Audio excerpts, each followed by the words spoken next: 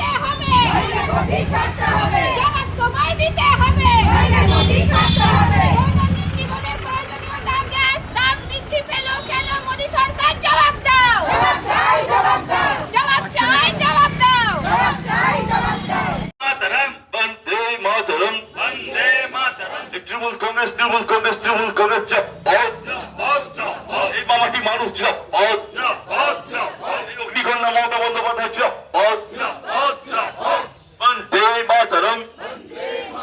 এই গ্যাসের দাম বাড়ানো হলো কেন? কেন্দ্র সরকার জব দাও, এই গ্যাসের আকাল হলো কেন? কেন্দ্র সরকার জব দাও, এই বন্দে মাতরম। এই তৃণমূল কংগ্রেস সাধারণ মানুষের সাথে লড়ছে, লড়বে, বন্দে মাতরম।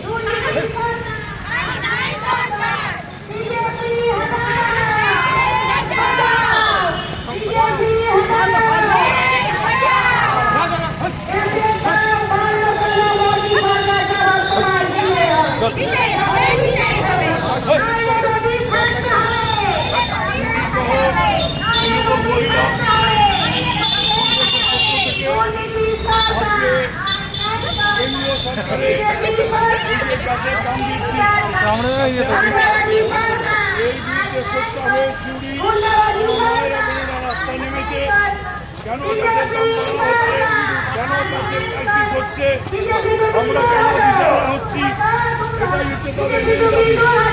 এই জন্য মমতা ব্যানার্জিকে তারা আশীর্বাদ জানাচ্ছে, আমরা তোমার সাথে আছি, তুমি আমাদের লক্ষ্মী ভান্ডার দিয়েছো, তুমি আমাদের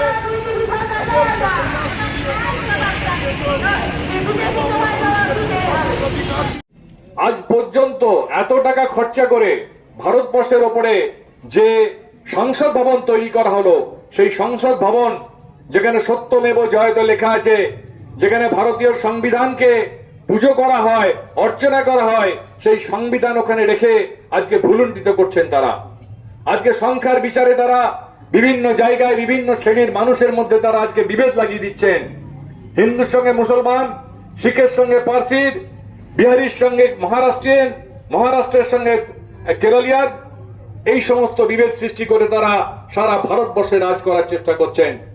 তাই এর বিরুদ্ধে ভারতবর্ষের একমাত্র নেত্রী মমতা বন্দ্যোপাধ্যায়, যিনি মাথা উঁচু করে আজকে শুধু বাংলায় নয় ভারতবর্ষের বুকে বিজেপিকে একমাত্র টক্কর দিচ্ছেন, নরেন্দ্র মোদীর সাথে চোখে চোখ রেখে অমিত শাহের বিরুদ্ধে লড়াই করে চলেছেন, তার নাম আমাদের নেত্রী মমতা বন্দ্যোপাধ্যায়। আগামী 26 সালের বিধানসভা নির্বাচন, আজকে তার দিন তারিখ ঘোষণা হয়ে গেছে। সেই নির্বাচনের মাধ্যমে প্রমাণ হয়ে যাবে আগামী দিনে বাংলার মাটিতে তারা কারা ক্ষমতায় বসবে। আজকে বাংলার মাটিতে বাঙালিদিকে যারা ভুলুণ্ঠিত করছেন, বাংলার সংস্কৃতিকে, বাংলার ধর্মকে, বাংলার কৃষ্টিকে যারা ধ্বংস করার চেষ্টা করছেন, যারা রবীন্দ্রনাথকে অসম্মান করছেন, যারা বঙ্কিমচন্দ্রকে অসম্মান করছেন, যারা নজরুলকে অসম্মান করছেন, যারা রবীন্দ্রসঙ্গীতকে অসম্মান করছেন, সেই সমস্ত মানুষরা, হিন্দি ভাষী মানুষরা আজকে শয়ে শয়ে এসে কলকাতার বড় বড় হোটেলে উঠেছেন। প্রত্যেক দিন তারা প্লেনে করে যাতায়াত করছেন, কিনা যেন তেন প্রকারে বাংলার মাটিতে বাংলাকে দখল করতে হবে। যারা ভালো করে বাংলা বলতে পারে না, যারা ভালো করে বাংলা উচ্চারণ করতে পারে না, সেই সমস্ত মানুষরা আগামী দিনে বাংলার ক্ষমতা দখল করতে চাইছে। যেন তেন প্রকারে নির্বাচন কমিশনকে তারা হাতে নিয়ে 1 কোটি মানুষকে তারা ভোটার লিস্ট থেকে বাদ দিয়ে বাংলার মাটিতে ক্ষমতা দখল করতে চাইছে।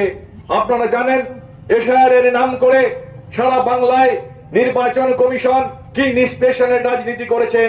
তারা যেন তেন প্রকারে তারা বাংলার মাটি থেকে বৈধ ভোটারদের, বিশেষ করে মহিলা এবং সংখ্যালঘু ভোটারদের তারা বাংলার মাটি থেকে, বাংলার নির্বাচন থেকে তারা বাইরে রাখতে চাইছেন।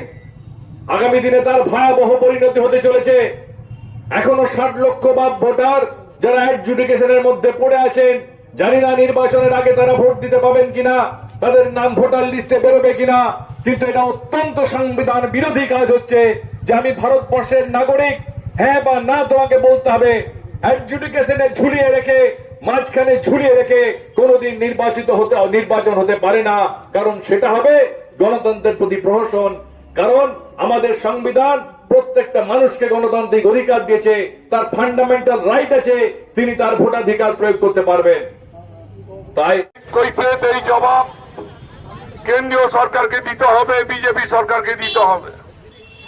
আজকে বাংলার মুখ্যমন্ত্রী তিনি প্রতিটা পদক্ষেপ যখন নিচ্ছেন মানুষের জন্য, বিভিন্ন প্রকল্প দিচ্ছেন। আজকেও তিনি ঘোষণা করেছেন যে যারা সরকারি কর্মচারী আছে, যারা বিভিন্ন স্কুল, কলেজ, পৌরসভা থেকে আরম্ভ করে বিভিন্ন দপ্তরে কাজ করছেন, তাদের জন্য 25% যে দিয়ে সেই দিয়ে দেওয়ার তিনি ঘোষণা করে দিয়েছেন। যারা মৌলবী, ইমাজিন আছেন, যারা আমাদের পুরোহিত আছেন, তাদের জন্য 500 টাকা করে ভাতা বৃদ্ধি করেছেন। তারা পেতেন 1500 টাকা, এবারে পাবেন তারা 2000 টাকা। এগুলো হচ্ছে মানবী মুখ্যমন্ত্রী, তার মানুষের জন্য চিন্তা ভাবনা। আজকে মানুষকে বিনা পয়সায় রেশন পান, টাকা পয়সা দিতে হয় না, চিকিৎসা বিনা পয়সায়, 5 লক্ষ টাকার স্বাস্থ্যসাথী কার্ড, বিধবা ভাতা, বয়স্ক ভাতা, তারপরে ছেলে মেয়েদের পড়াশোনার জন্য স্টুডেন্ট ক্রেডিট কার্ড, আজকে বিভিন্ন ভাবে তিনি সহযোগিতা করছেন। আমরা চাই, বাংলার মানুষের কাছে আবেদন করি, একটা দল, যে দলটা সাম্প্রদায়িক দল, যে দলটা মানুষে মানুষে বিভাজন সৃষ্টি করে, মানুষের পেটের ভাতের কথা ভাবে না, যারা মানুষের অধিকারকে কেড়ে নেয়, 100 দিনের কাজ বন্ধ করে, আবাস যোজনার ঘর বন্ধ করে, যারা এই বাংলাকে পঙ্গু করার পরিকল্পনা নেয়, বাঙালি বিদ্বেষী মানুষ দল হিসেবে এই বিজেপি আজকে বাংলার মানুষের কাছে সেই কাজ অর্জন করেছে। আমি তাই আপনাদের কাছে আবেদন করলাম, আসুন সবাই আমরা মমতা ব্যানার্জিকে চতুর্থবারের জন্য এই যে ভোট আজ ঘোষণা হয়েছে 23 তারিখ এবং 29 তারিখ, মমতা ব্যানার্জিকে বিপুল ভোটে জোড়া ফুলে ভোট দিন এবং তার হাতকে শক্তিশালী করুন। এই আহ্বান জানিয়ে আমি আমার বক্তব্য শেষ করছি। জয় হিন্দ, বন্দে মাতরম। তৃণমূল কংগ্রেস জিন্দাবাদ, মমতা ব্যানার্জি জিন্দাবাদ, অভিষেক ব্যানার্জি জিন্দাবাদ, সিউড়ি শহর মহিলা তৃণমূল কংগ্রেস জিন্দাবাদ। নমস্কার।